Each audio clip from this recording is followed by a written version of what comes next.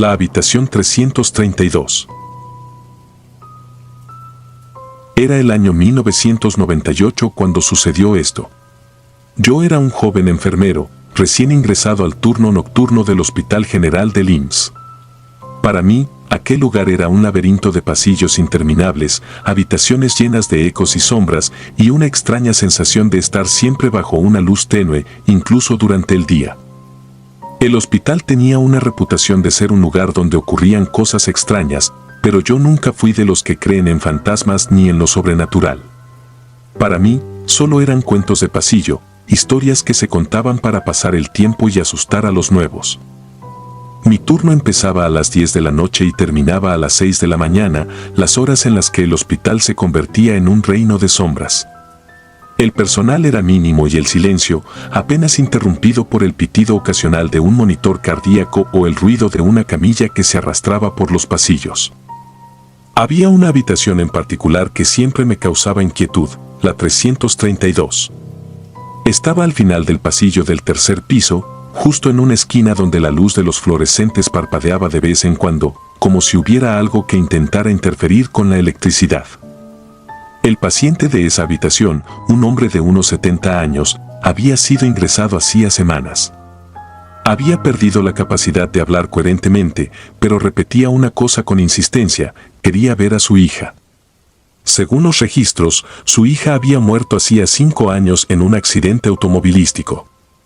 La tragedia lo había destrozado mentalmente y desde entonces había estado entrando y saliendo del hospital por diversas complicaciones. Cada noche, sin falta, preguntaba por su hija, como si esperara que en algún momento apareciera por la puerta. Aquella noche en particular, la del 12 de diciembre, recuerdo que hacía más frío de lo habitual. El viento golpeaba las ventanas del hospital y hacía un ruido que me ponía los pelos de punta.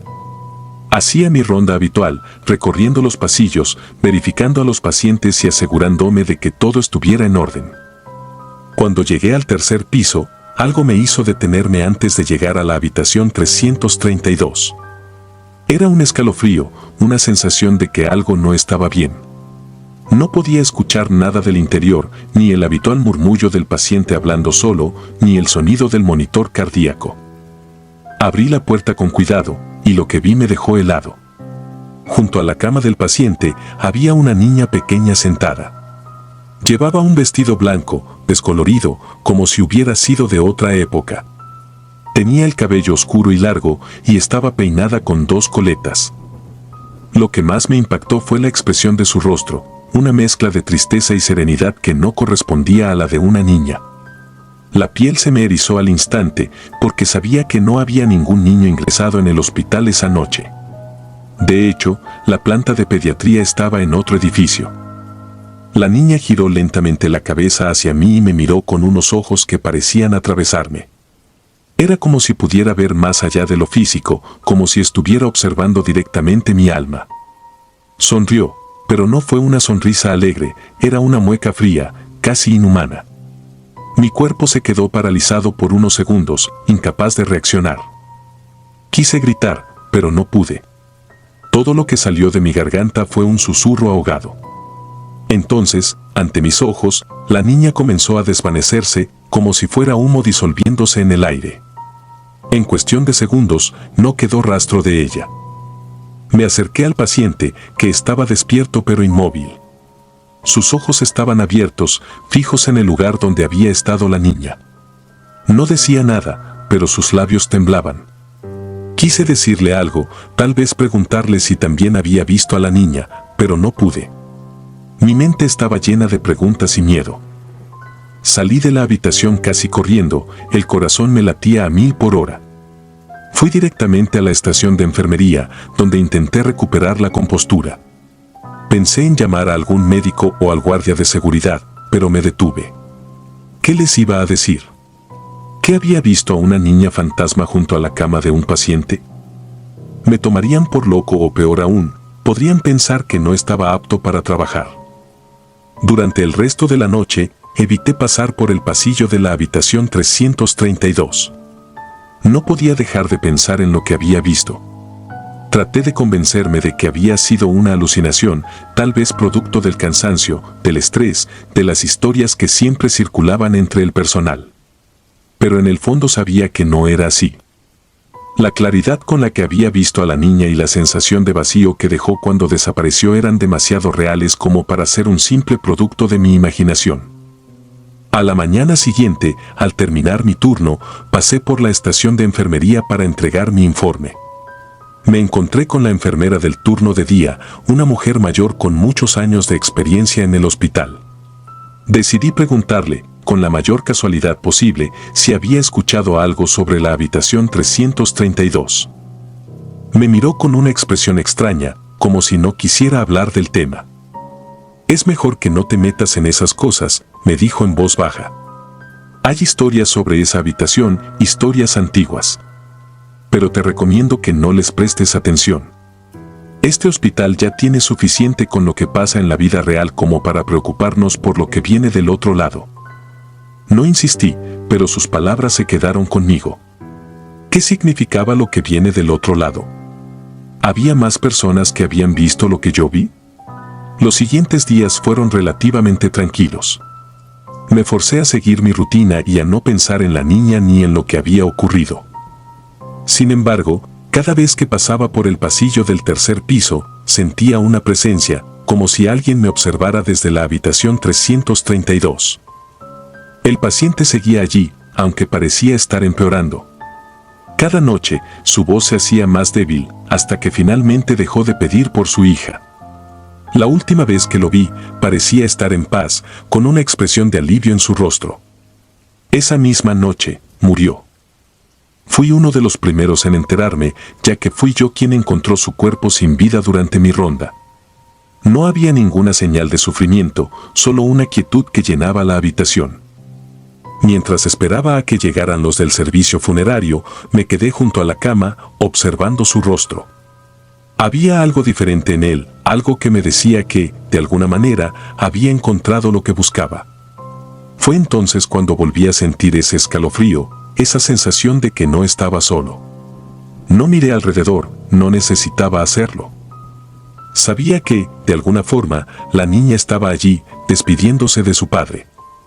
Después de ese incidente, pedí un cambio de turno. No volví a trabajar en el turno nocturno del hospital y evité siempre que pude el tercer piso. Las historias continuaron y otros enfermeros comenzaron a hablar de cosas extrañas que ocurrían en la habitación 332, pero nunca mencioné lo que vi. No quería ser parte de esas historias, no quería darle más poder a lo que fuera que habitaba ese lugar. Con el tiempo, intenté olvidar lo ocurrido, convencerme de que todo fue una ilusión. Pero, incluso ahora, cada vez que paso cerca del hospital, miro hacia las ventanas del tercer piso y, por un breve momento, siento que alguien me observa. No sé quién o qué es, pero sé que lo que vi aquella noche fue real.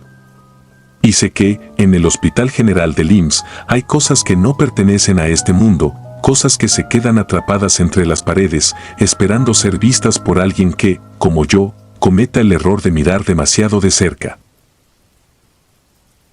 La sala de cirugía. La primera vez que entré a la sala de cirugía número 7 del Hospital General del IMSS, no sentí nada fuera de lo común. Era una sala igual que las otras, con sus paredes blancas y frías, el olor a desinfectante impregnando cada rincón y la maquinaria que hacía del lugar un escenario preparado para salvar vidas. He sido cirujano durante más de 20 años y he visto más casos de los que puedo recordar, pero lo que pasó en esa sala cambió para siempre mi forma de ver la medicina y, honestamente, mi propia cordura. Aquella noche, teníamos programada una operación complicada. Una mujer de unos 40 años con un tumor en el abdomen que había crecido demasiado rápido. Era una cirugía de alto riesgo, pero no imposible. Mi equipo y yo habíamos revisado todos los detalles, planeado cada movimiento. Todo estaba listo, o al menos eso pensé. Entramos a la sala a las 10 de la noche. No sé por qué decidimos hacerlo tan tarde, pero a veces el hospital demanda horarios extraños. Los quirófanos son lugares extraños por la noche. La calma de los pasillos vacíos contrasta con la tensión y el frenesí controlado que ocurre tras esas puertas dobles. Todo parecía ir normal al principio. La anestesia fue administrada correctamente, los monitores mostraban signos vitales estables. Hicimos la primera incisión y comenzamos a trabajar. Fue entonces cuando las luces comenzaron a parpadear. No le dimos demasiada importancia al principio, después de todo, los edificios antiguos como el Hospital General suelen tener problemas eléctricos. Sin embargo, esta vez era diferente. No era un parpadeo intermitente, sino un parpadeo lento, casi deliberado, como si algo estuviera controlándolo. El aire se volvió helado de repente. Sentí un escalofrío recorrerme la espalda, pero intenté ignorarlo. La concentración es vital durante una operación y no podía permitirme distracciones. Pero entonces, un susurro se filtró en mi oído, tan claro como si alguien estuviera a mi lado. No lo hagas. Me quedé helado. Miré a mi alrededor, buscando a quien me había hablado, pero todos estaban concentrados en su labor. Nadie se había movido. El anestesiólogo estaba pendiente del estado de la paciente, la instrumentista me entregaba las herramientas con la precisión de siempre y el residente asistente parecía absorto en el proceso. Pero yo escuché esa voz, estoy seguro de ello. Sonaba como una advertencia, un mandato, pero de una fuente que no podía identificar. Sacudí la cabeza y traté de concentrarme de nuevo. No podía permitir que un truco de mi mente me afectara. Continué con la operación, tratando de ignorar la sensación de que algo estaba muy mal. Cada vez que introducía el bisturí más profundo, las luces parpadeaban con más intensidad, como si fueran un reflejo del estado de la paciente o de algo que no podía ver. De repente, los monitores empezaron a emitir un sonido incesante y perturbador. La frecuencia cardíaca de la paciente estaba cayendo. Mi asistente trató de estabilizarla, pero todo sucedió tan rápido. Los latidos disminuyeron hasta casi desaparecer y luego se detuvieron por completo. Intentamos reanimarla, pero fue inútil. Lo que debía ser una operación complicada pero manejable se convirtió en una muerte inexplicable. Cuando se declaró el fallecimiento, la temperatura de la sala volvió a la normalidad y las luces dejaron de parpadear. Fue como si algo o alguien hubiese abandonado la habitación, dejando tras de sí solo el eco de su presencia. Nadie dijo nada, pero todos sabíamos que algo había sucedido, algo que no se podía explicar con la ciencia médica ni con la lógica. La paciente falleció esa misma noche y la causa de muerte se consignó como complicaciones durante la cirugía. Pero yo sabía que había algo más.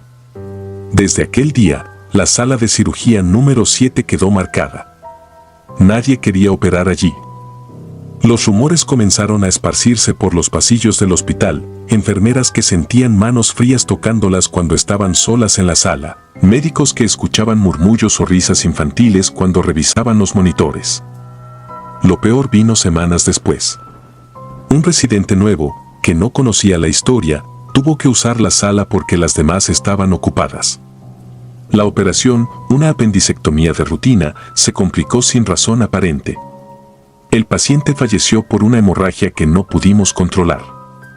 No había razón para esa hemorragia, era como si los vasos se hubieran roto solos, como si el cuerpo se hubiese rendido por completo. Fue entonces cuando entendí que algo en la sala número 7 estaba mal, algo que no podía ser explicado por la medicina ni por la ciencia. Me puse a investigar, a preguntar a los empleados más antiguos del hospital. Todos parecían evitar hablar del tema, como si mencionar siquiera la sala trajera mala suerte. Sin embargo, una noche, una enfermera anciana se acercó a mí. Me dijo que la sala había sido el lugar de una tragedia muchos años atrás. Según ella, en esa sala, durante una operación similar, una joven madre había fallecido de manera inexplicable. Fue una cirugía de emergencia y el médico a cargo, un cirujano famoso pero arrogante, había sido negligente. Aparentemente, la mujer estaba embarazada y él no lo había sabido hasta que ya era demasiado tarde. La mujer y su bebé murieron en la mesa de operaciones y se decía que desde entonces el espíritu de la madre rondaba la sala, advirtiendo o castigando a quienes entraban allí. Quise no creer en supersticiones, pero cada vez que alguien era asignado a la sala 7, ocurría algo extraño. Hubo un caso donde, justo antes de iniciar una operación, el cirujano tropezó y cayó, cortándose gravemente en el proceso. Otro médico que insistió en operar allí fue encontrado después con la mano temblorosa, incapaz de volver a sostener un bisturí con firmeza.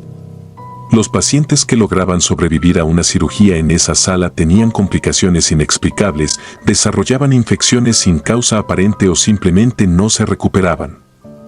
Un día, por casualidad o quizás por un deseo inconsciente de enfrentar mi miedo, volví a entrar a la sala número 7. Estaba vacía, en penumbra, esperando a su próxima víctima. Sentí el mismo frío en el aire y el parpadeo de las luces me dio la bienvenida. Me acerqué a la mesa de operaciones, la toqué y un escalofrío recorrió mi cuerpo. Entonces lo escuché otra vez. No lo hagas. Esa voz, esa misma advertencia. Me retiré rápidamente de la sala, el corazón latiéndome con fuerza. La voz no era de este mundo, eso lo sabía ahora. Lo que fuera que residía en esa sala no quería que nadie más muriera allí, pero a la vez parecía exigir un tributo. Era como si la sala misma, o la entidad que la habitaba, tuviera voluntad propia. Desde entonces, he evitado la sala de cirugía número 7 a toda costa. Le he dicho a mis superiores que está maldita, pero, claro, nadie quiere creer en esas cosas. Sin embargo, es raro que ahora alguien se atreva a operar allí. Cada vez que pasaba por su puerta, sentía que algo me observaba, algo que estaba esperando su oportunidad. Y la voz, esa voz que aún escucho en mis pesadillas, me susurra siempre lo mismo. No lo hagas. Intenté convencerme de que todo fue un producto de mi mente, del estrés acumulado y la tensión de tantos años en el quirófano. Pero entonces, cada cierto tiempo, ocurre algo que me recuerda que no es solo mi imaginación. Un paciente que de repente empeora sin razón en la sala de al lado, un cirujano que siente un miedo inexplicable al entrar. Es como si el espíritu que habita allí, o lo que sea, se alimentara de nuestro miedo y nuestra incertidumbre. He pensado muchas veces en dejar este hospital, en renunciar y buscar un lugar donde pueda trabajar en paz. Pero algo me retiene aquí. Quizás es la culpa, la necesidad de proteger a otros del destino que les espera en la sala número 7. O tal vez, en el fondo, es el deseo de entender qué es lo que realmente ocurrió aquella noche y qué fue lo que me susurró esa voz. Al final, sigo aquí, operando en otras salas, evitando siempre la número 7. Pero cada vez que paso por su puerta, sé que algo me está observando, esperando el momento perfecto para hacerse notar. La sala 7 se ha convertido en una leyenda entre el personal del hospital, un lugar al que solo los nuevos o los más temerarios se atreven a entrar. Y yo, que he vivido la experiencia en carne propia, solo puedo advertirles lo que la voz me susurró aquella primera vez. No lo hagas. Tal vez, solo tal vez, está intentando protegernos de algo peor que la muerte misma. Algo que acecha, que espera y que nunca se irá. La enfermera fantasma.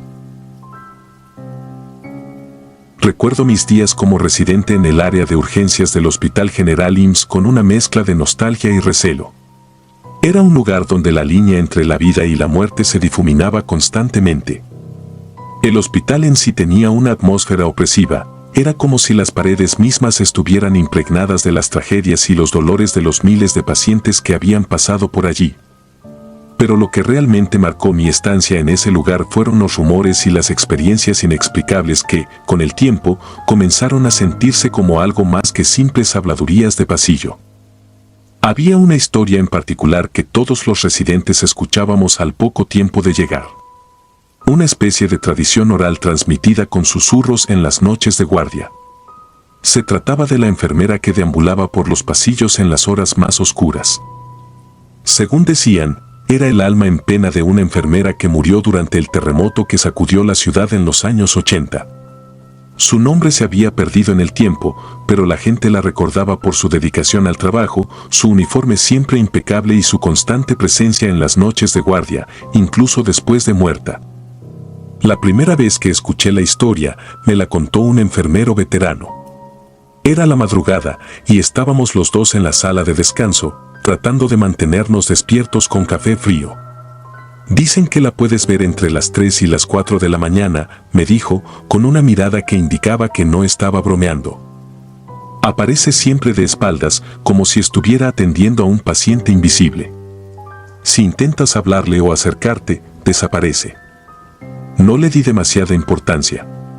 Pensé que era solo una forma de asustar a los nuevos residentes, una broma para mantenernos alerta durante las largas noches de guardia. Pero a medida que pasaban las semanas, empecé a notar algo extraño en las actitudes de mis colegas. Había un nerviosismo palpable en las horas cercanas al amanecer. Incluso los más escépticos preferían no quedarse solos en los pasillos a esas horas. Fue entonces cuando empecé a considerar la posibilidad de que algo más estaba ocurriendo. La madrugada en que todo cambió había sido particularmente agitada. Habíamos recibido varios casos graves de accidentes de tráfico y el caos reinaba en el área de urgencias. Apenas había tenido tiempo de tomar un respiro. Recuerdo que eran casi las 3 de la mañana cuando, finalmente, me dirigí a la sala de descanso para tomar un café y tratar de relajarme unos minutos. Estaba agotado, física y mentalmente, y mi única intención era cerrar los ojos aunque fuera por un momento antes de que el próximo caso nos volviera a arrastrar al frenesí. Mientras caminaba por el pasillo, una sensación extraña se apoderó de mí. Era como si el aire se hubiera vuelto más denso, como si cada paso que daba me costara el doble de esfuerzo. Los fluorescentes del techo parpadeaban ligeramente, algo no inusual en un hospital antiguo, pero esa noche me pareció más inquietante que de costumbre. Giré en el último corredor antes de llegar a la sala de descanso y la vi. Estaba de espaldas, como decían las historias.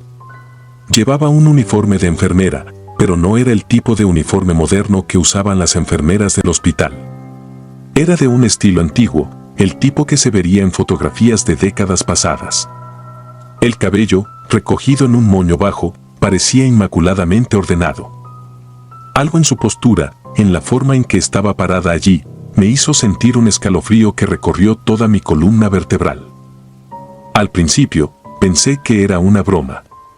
Mis compañeros debían de haber encontrado a alguien dispuesto a disfrazarse y hacerme una jugarreta. Me acerqué un poco más, intentando ver su rostro, pero ella no se movió. Permanecía completamente quieta, como si no me hubiera escuchado acercarme. Decidí llamarla. «Señorita, ¿necesita algo?», pregunté, mi voz resonando más fuerte de lo que había planeado en el pasillo silencioso. No hubo respuesta. El silencio que siguió fue absoluto, como si el hospital entero hubiera contenido el aliento. Me acerqué un poco más, inseguro de si debía tocarle el hombro o no. Algo en mi interior me decía que no lo hiciera, que diera media vuelta y me alejara, pero la curiosidad me empujó a seguir adelante. Cuando estaba a punto de tocarla, ella se movió. No giró la cabeza ni el cuerpo, simplemente comenzó a caminar hacia adelante, adentrándose en el pasillo que conducía a las escaleras de servicio. Su caminar era lento, casi como si flotara sobre el suelo. La seguí, incapaz de detenerme a pesar del pánico que comenzaba a invadirme. Descendió por las escaleras y yo la seguí a unos pocos pasos de distancia. Los escalones crujían bajo mis pies, pero no bajo los suyos. Todo mi cuerpo me gritaba que me detuviera, que diera la vuelta y volviera a urgencias, pero algo más fuerte me mantenía en movimiento. Llegamos al sótano, un lugar que rara vez visitaba, reservado para el archivo de historias clínicas y materiales obsoletos. Ella se detuvo frente a una puerta al final del pasillo y, por un momento, pensé que iba a girar y mirarme. Pero no lo hizo. Simplemente atravesó la puerta como si no existiera, desapareciendo ante mis ojos. Me quedé paralizado, incapaz de moverme. Mi mente trataba de racionalizar lo que acababa de ver, de encontrar una explicación lógica, pero ninguna de las respuestas que encontraba tenía sentido. Tras unos minutos que se sintieron como horas, me armé de valor y avancé hasta la puerta. La empujé con cautela y, para mi sorpresa, estaba abierta. Dentro, no había nada fuera de lo común, solo cajas apiladas y estantes llenos de documentos polvorientos. Durante los días siguientes, intenté no pensar demasiado en lo que había sucedido. Me convencí de que había sido una ilusión, un truco de mi mente agotada por la falta de sueño y el estrés constante de las urgencias. Pero algo había cambiado en mí. Cada vez que recorría los pasillos de madrugada, sentía su presencia, una sombra al borde de mi visión que desaparecía cuando intentaba enfocarla. Decidí investigar un poco más sobre la historia de la enfermera. Pregunté discretamente a los empleados más veteranos, aquellos que llevaban décadas trabajando en el hospital. Algunos se mostraron reacios a hablar, como si temieran invocar su presencia al mencionarla. Otros me contaron más detalles. Su nombre era María y, según las historias, había muerto intentando salvar a los pacientes durante el terremoto. El ala donde ella trabajaba se derrumbó y su cuerpo nunca fue recuperado por completo entre los escombros. Una noche, mientras buscaba entre los archivos del hospital, encontré una fotografía vieja, en blanco y negro, de un grupo de enfermeras. Una de ellas llamó mi atención de inmediato. Era ella, la enfermera que había visto en el pasillo. Llevaba el mismo uniforme antiguo y el cabello recogido de la misma manera. Miré la fecha en la parte posterior de la fotografía, 1985. Las semanas pasaron y, aunque intenté seguir con mi vida y mis deberes como residente, no podía dejar de pensar en María. Sus apariciones comenzaron a hacerse más frecuentes y, cada vez que la veía, sentía que estaba tratando de decirme algo, aunque no podía comprender qué era. Había noches en las que la veía en la sala de urgencias, caminando entre las camas, revisando a los pacientes como si aún estuviera cumpliendo con su deber. Los otros residentes y enfermeros decían no verla, pero yo podía sentir que sabían más de lo que admitían. La última noche que la vi fue diferente. Estaba en mi última guardia antes de ser transferido a otra unidad del hospital. La madrugada transcurría con la misma tensa calma de siempre y me dirigía nuevamente a la sala de descanso. Al doblar el mismo pasillo donde la vi por primera vez, ahí estaba ella, de pie, de espaldas a mí. Esta vez no intenté llamarla ni acercarme. Simplemente me quedé allí, mirándola, tratando de entender lo que estaba pasando. Lentamente, se giró para mirarme. Fue la primera vez que vi su rostro, y lo que vi me dejó helado. Sus ojos estaban llenos de tristeza y desesperación, como si cargara con un dolor inmenso que nunca podría ser aliviado. En un impulso, susurré, ¿qué quieres? No esperaba una respuesta, pero entonces, en mi mente, escuché una voz clara y suave, una voz que no provenía de ninguna parte del pasillo. Ayúdame, decía. Encuéntrame. El aire se volvió más frío a mi alrededor y en un parpadeo, ella desapareció. Me quedé allí, con el corazón latiendo desbocado, tratando de procesar lo que acababa de suceder. Sabía lo que tenía que hacer. Al día siguiente, me dirigí a la administración del hospital y solicité acceso a los registros de las víctimas del terremoto de 1985.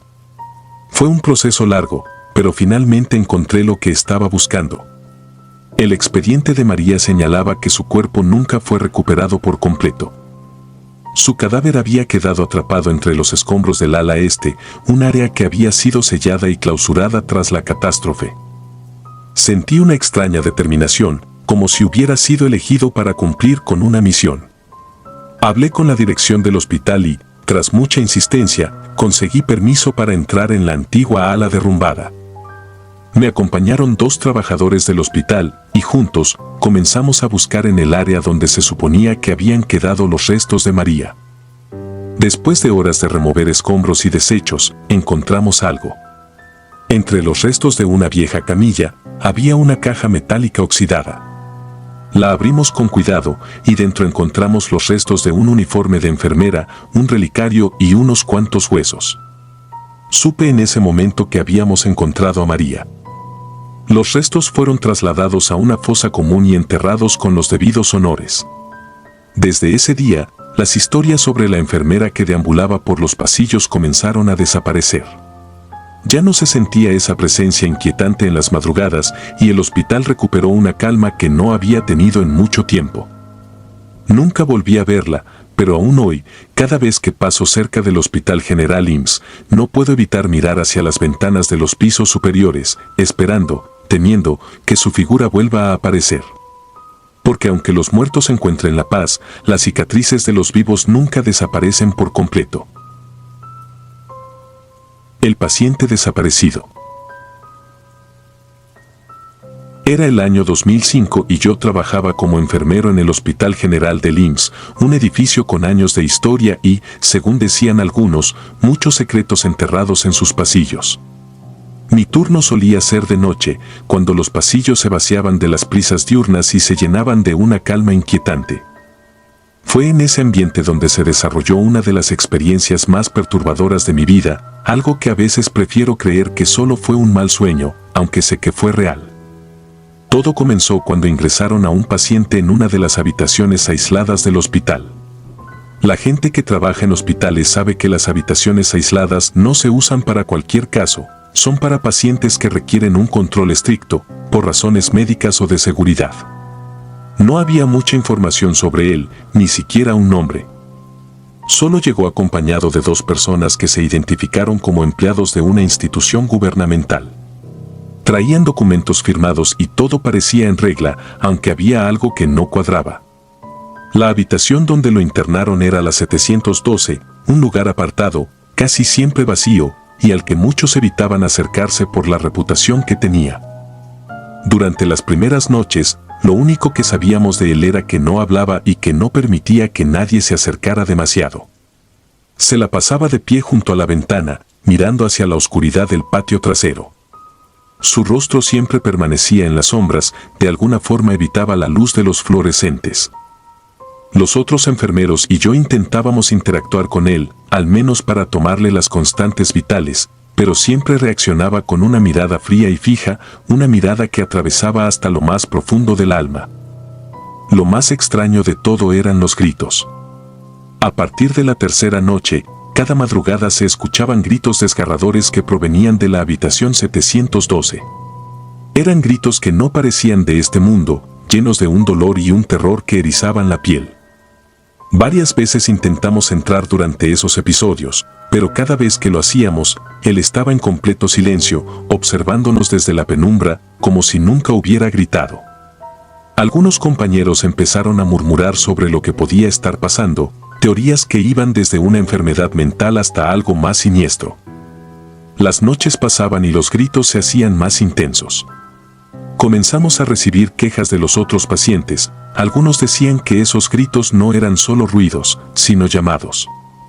Una paciente anciana del piso de abajo aseguraba que, cada vez que los escuchaba, alguien susurraba su nombre junto con los gritos. Los médicos intentaron sedarla, pero ella seguía insistiendo en que el hombre de la habitación 712 estaba buscando a alguien, llamándolos uno por uno. Nadie la tomó en serio, pero cada vez eran más los que empezaban a evitar la 7ª planta del hospital. Una noche, decidí quedarme en el pasillo frente a la habitación 712. Algo en mi interior me decía que tenía que saber qué estaba pasando, que no podía seguir ignorándolo. Me armé de valor y me senté en una silla justo al lado de la puerta. Las primeras horas pasaron sin novedad, se escuchaban los sonidos típicos del hospital, el pitido de las máquinas, pasos lejanos y ocasionales murmullos. Sin embargo, alrededor de las 3 de la madrugada, un frío helado recorrió el pasillo. Fue entonces cuando los gritos comenzaron de nuevo. No puedo describir lo que sentí al escuchar esos gritos tan de cerca. Era como si cada grito estuviera cargado de una angustia milenaria, de un sufrimiento que iba más allá de lo humano. Me levanté, temblando, y decidí entrar. Pero cuando giré la perilla, los gritos cesaron abruptamente. Abrí la puerta y me encontré con la misma imagen de siempre, el paciente de pie junto a la ventana, su figura apenas visible en la penumbra. Avancé con cautela, intentando entablar algún tipo de comunicación. ¿Estás bien?, pregunté, aunque sabía que era una pregunta inútil. El paciente no se movió, ni siquiera parpadeó. Algo en mí me decía que no estaba solo en esa habitación, que había algo más, algo que no podía ver. Sentí una presencia, algo pesado en el aire, como si cientos de ojos invisibles me estuvieran observando. Me acerqué un poco más, y fue entonces cuando noté un detalle que me heló la sangre: el paciente no tenía reflejo en la ventana. Retrocedí, tratando de mantener la calma. Decidí salir de la habitación, pero al darme la vuelta, algo invisible me sujetó por el brazo. Fue un segundo, una sensación fugaz pero real, como si una mano fría me hubiese detenido. Logré zafarme y salir corriendo. No le conté a nadie lo que había pasado. Sentía que nadie me creería, que pensarían que había sido víctima de mi imaginación. Las noches siguientes los gritos continuaron, pero esa última noche los gritos fueron diferentes. No eran los habituales lamentos de dolor, sino algo más parecido a palabras, aunque no en un idioma que pudiera reconocer. Los sonidos eran guturales, casi inhumanos. Todos en el hospital estaban aterrados. Los médicos discutían si debían transferir al paciente a una institución psiquiátrica, pero no había manera de hacerlo sin la aprobación de la misteriosa entidad que lo había traído. La última noche, los gritos cesaron abruptamente. Un silencio mortal se apoderó del hospital. Esa madrugada, la enfermera encargada de la vigilancia de la planta me llamó, pálida como un papel. La habitación 712 está vacía, dijo con un hilo de voz. No lo podía creer. Subí corriendo y, efectivamente, la habitación estaba vacía. No había señales de que alguien hubiera estado allí. La cama estaba hecha, la ventana cerrada, y lo más inquietante de todo, no había registros del paciente en los sistemas del hospital. Revisamos las cámaras de seguridad, pero no mostraban nada extraño. Era como si el paciente nunca hubiera existido. Las pocas personas que sabían de su ingreso se mostraron confundidas.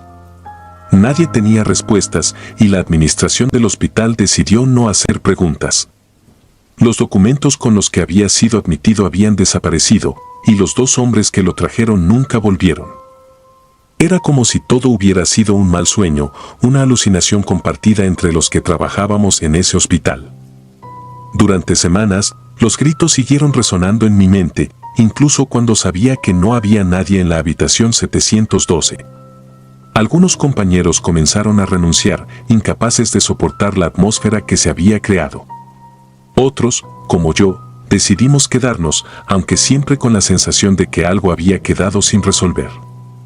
La habitación 712 fue clausurada, y el hospital volvió a su rutina, aunque una sombra parecía haberse asentado sobre él, algo que todos sentíamos pero nadie se atrevía a mencionar. Los rumores sobre lo que ocurrió en esos días se fueron desvaneciendo con el tiempo, aunque de vez en cuando alguna nueva historia emergía, historias de pacientes que desaparecían, de gritos en la noche, de presencias invisibles. Yo intenté seguir con mi vida, pero algo en mí cambió para siempre. A veces me pregunto si aquel hombre era realmente humano, si lo que escuchamos fueron solo gritos de dolor o un llamado a algo más profundo, algo que todavía ronda por los pasillos del hospital, esperando ser descubierto. Nunca volví a entrar a la habitación 712. Se convirtió en un lugar prohibido, no por órdenes oficiales, sino por un miedo instintivo que todos compartíamos. Nadie quería acercarse, nadie quería saber más de lo que ya sabía. El hospital siguió funcionando, pero cada vez que pasaba por el pasillo donde estaba esa habitación, sentía una presencia, una sensación de que algo nos observaba desde las sombras. No lo hablé con nadie, pero sé que otros también lo sentían. A veces, de noche, aún puedo escuchar los gritos, aunque ya no provengan de la habitación 712. Ahora los llevo conmigo, una marca invisible de un encuentro con lo inexplicable, un recordatorio de que hay cosas que es mejor no entender. El hombre de la capucha. Trabajo como guardia de seguridad en el Hospital General IMSS desde hace más de una década. He visto de todo, desde el dolor desgarrador de las familias que pierden a un ser querido, hasta las alegrías efímeras de aquellos que salen de aquí curados. La noche en el hospital es distinta.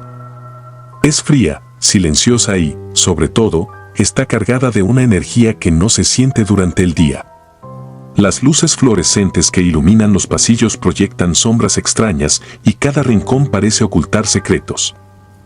A lo largo de los años, me he acostumbrado a esa atmósfera inquietante, pero nunca imaginé que llegaría a experimentar algo tan perturbador como lo que me ocurrió hace unos meses. Era una noche como cualquier otra. La mayoría de los pacientes dormían y los pasillos estaban casi vacíos, salvo por alguna enfermera que pasaba de un cuarto a otro.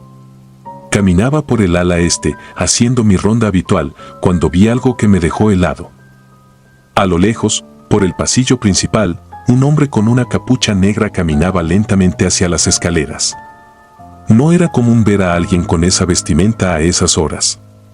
Me tensé al instante, pensando que podría tratarse de un intruso, un delincuente quizás. Decidí seguirlo. Aceleré el paso, intentando no perderlo de vista. El hombre avanzó con una tranquilidad perturbadora, sin mirar a su alrededor, como si supiera exactamente a dónde iba. Llegó hasta el final del pasillo y giró a la derecha. Cuando yo llegué a ese punto, solo había un pasillo sin salida. Era imposible. Lo había seguido de cerca, y no había forma de que hubiera desaparecido tan rápido. Miré a mi alrededor, revisé las puertas de las habitaciones cercanas, pero todo estaba en silencio. Una sensación de inquietud se apoderó de mí.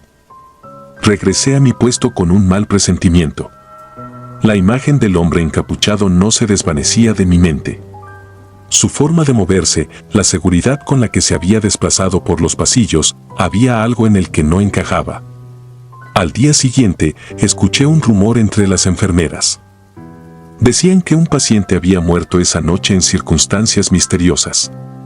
El hombre estaba en la habitación 312, justo en la zona donde había visto desaparecer al encapuchado. No había ninguna razón aparente para su muerte, simplemente dejó de respirar, como si algo le hubiera arrebatado la vida de golpe. Este incidente fue solo el comienzo de una serie de eventos que me hicieron cuestionar todo lo que creía saber sobre el hospital. No podía dejar de pensar en el hombre de la capucha y en cómo había desaparecido en un pasillo sin salida. Pregunté a mis compañeros de seguridad si habían visto algo esa noche, pero todos negaron haber visto algo fuera de lo común. Incluso revisamos las cámaras de seguridad, pero el video de esa zona estaba distorsionado, como si algo hubiera interferido con la señal. Las semanas siguientes, el hospital se sumió en un ambiente aún más opresivo. Las enfermeras comenzaron a hablar en voz baja sobre sombras que veían de reojo y susurros que escuchaban en los pasillos vacíos. Algunos pacientes, especialmente los que estaban más graves, empezaron a tener pesadillas terribles, gritando en medio de la noche. Había algo oscuro acechando en los rincones del hospital, algo que no podía ser explicado por la razón o la ciencia. Una noche, mientras hacía mi ronda, sentí una presencia detrás de mí. Me giré de inmediato, pero no había nadie. Aceleré el paso, mi corazón latiendo con fuerza. Cuando llegué al pasillo donde había visto al hombre por primera vez, el aire se volvió denso, pesado, como si algo invisible me envolviera. Entonces, escuché un susurro. Era apenas audible, pero lo suficientemente claro como para erizarme la piel. «Ayúdame», decía. Miré a mi alrededor, intentando encontrar la fuente de esa voz, pero estaba solo. Una sensación de pánico se apoderó de mí y corrí de regreso a mi puesto, sin atreverme a mirar atrás. Al día siguiente, otro paciente murió en circunstancias extrañas. Esta vez, una mujer joven que había ingresado por una operación rutinaria. Su corazón simplemente se detuvo, sin razón aparente. Nadie podía explicar qué había pasado. Los médicos estaban desconcertados y el personal comenzaba a hablar sobre una maldición. Fue entonces cuando supe que tenía que averiguar qué estaba pasando. Hablé con una enfermera veterana, la más antigua del hospital. Al principio, se mostró reacia a hablar, pero después de insistir, finalmente me contó una historia que me heló la sangre. Hace muchos años, cuando el hospital apenas se había inaugurado, hubo un incidente en el ala donde ahora estaban ocurriendo las muertes. Un hombre fue traído de urgencia después de un accidente, pero los médicos no pudieron salvarlo. Lo extraño fue que, antes de morir, el hombre había pedido hablar con el director del hospital. Cuando el director llegó, el hombre, con sus últimas fuerzas, lo maldijo, culpándolo de su muerte. Nadie sabía exactamente por qué, pero desde entonces había rumores de apariciones y sucesos inexplicables en esa zona del hospital. No pude evitar recordar al hombre con la capucha. ¿Era posible que fuera el espíritu del hombre que había muerto? ¿Estaba cumpliendo su maldición? Decidí investigar más a fondo, revisar los registros antiguos del hospital para encontrar alguna pista sobre lo ocurrido. Pasé noches enteras revisando documentos polvorientos, pero no encontré nada sobre el incidente del hombre maldito. Era como si alguien hubiera borrado deliberadamente cualquier rastro de lo sucedido. Las muertes continuaron. Cada vez que veía al hombre con la capucha, alguien moría poco después. Era como si él fuera un presagio de la muerte, una sombra oscura que acechaba a los pacientes más vulnerables. Intenté hablar con los médicos, con el personal de seguridad, pero todos me tomaron por loco. Decían que estaba imaginando cosas, que las muertes eran coincidencias, pero yo sabía que no era así. Sabía que había algo más, algo que no podíamos ver ni entender. Una noche, mientras hacía mi ronda, lo vi de nuevo. Esta vez, estaba parado al final del pasillo, mirándome. No podía ver su rostro, pero sentía su mirada fija en mí. Mi corazón latía con fuerza, pero decidí enfrentarlo. Avancé hacia él, paso a paso, sin apartar la vista. Pero cuando estaba a solo unos metros de distancia, desapareció. Me quedé allí, solo, con el eco de mi respiración resonando en el pasillo vacío.